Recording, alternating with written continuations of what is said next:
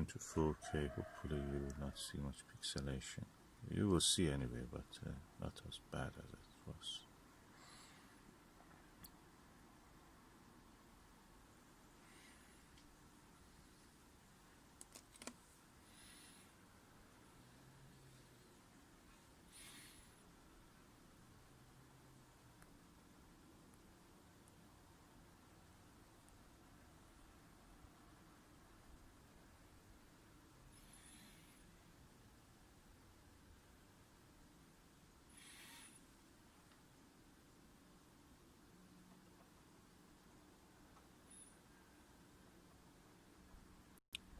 What you see is now passing the center of the picture, hopefully, is what is called as Aristarchus Plateau.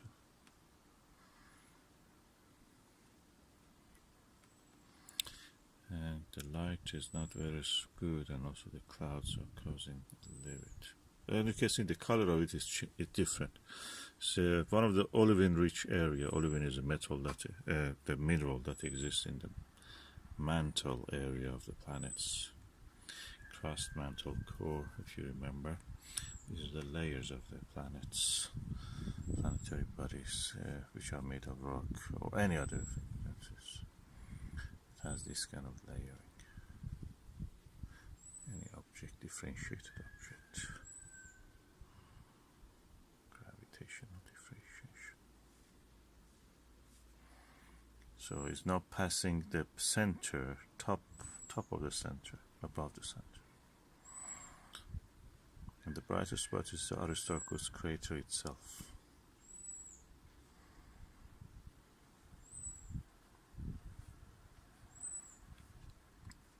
And to the lower part of the image you can see the Reiner Gamma. Oh, suddenly it became so clear. Try to bring it to the center. Yeah, it's now right dead center.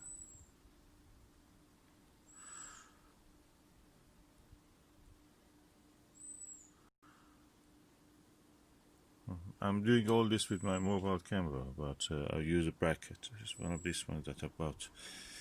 Digicam attachment adapter. I bought it from China. Really, I'm happy with the result.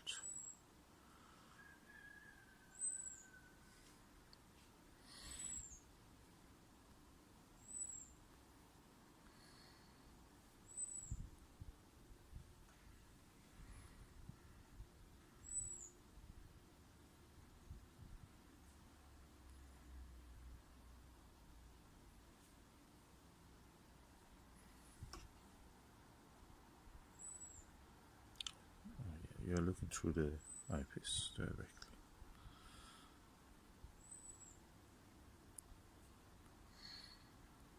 I just enjoy the view.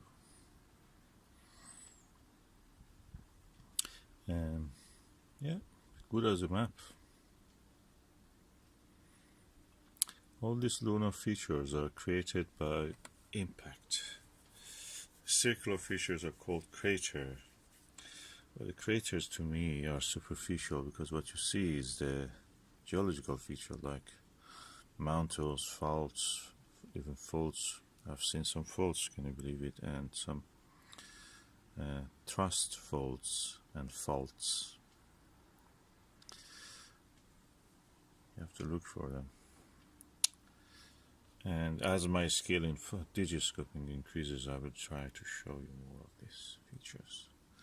Aristarchus again is at 2 o'clock, and at 3 o'clock or 3:30 you can see the tiny dot of the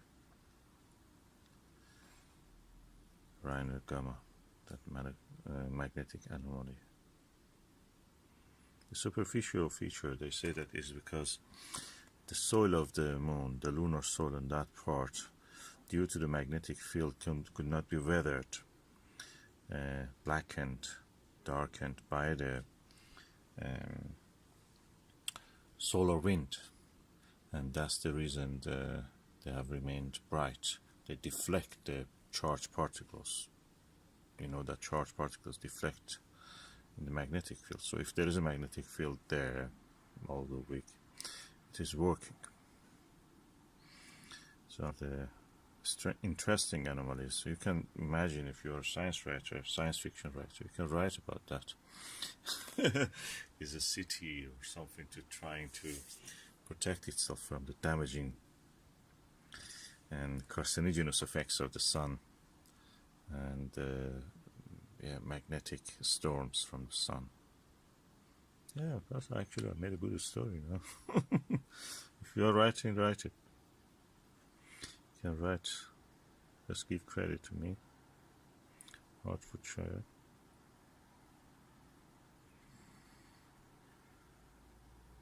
Beautiful, magnificent Caucasus Mountains.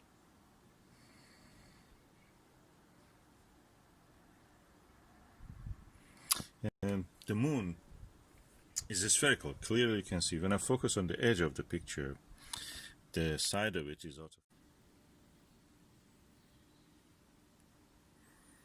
of. What you can see there in the center is the Copernicus crater. To the right of it is the Kepler crater.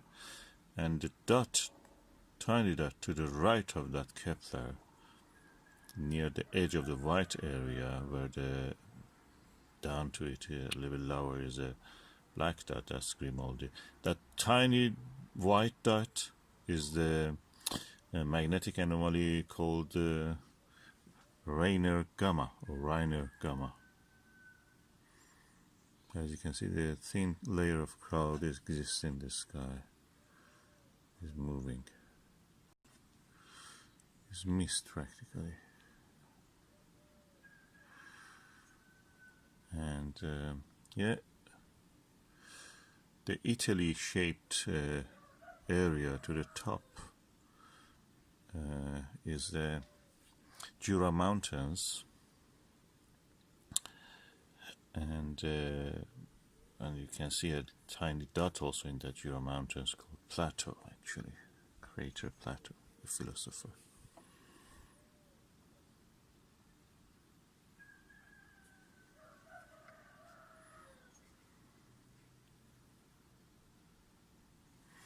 The bright dot to the 2 o'clock in this image, if you imagine the top part is 12 and the lower part is 6, at 2 o'clock of the image, in the middle of the, in somewhere in the black patch, the white dot is Aristarchus, and the area around it is Aristarchus Plateau, the volcanic area.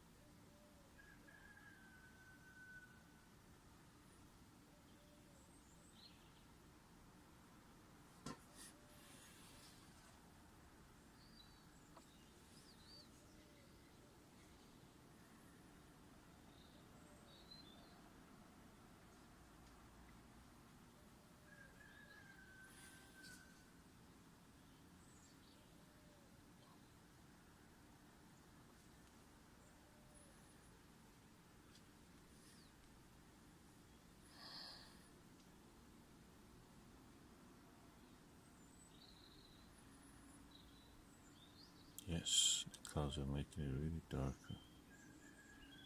Than what it is, what it actually should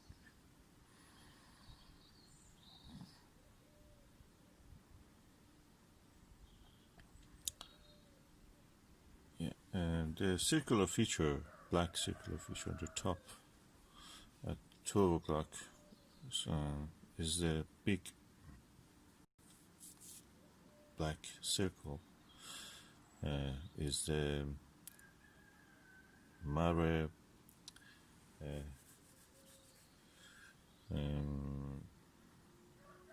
Imbrium, Sea of the Rains.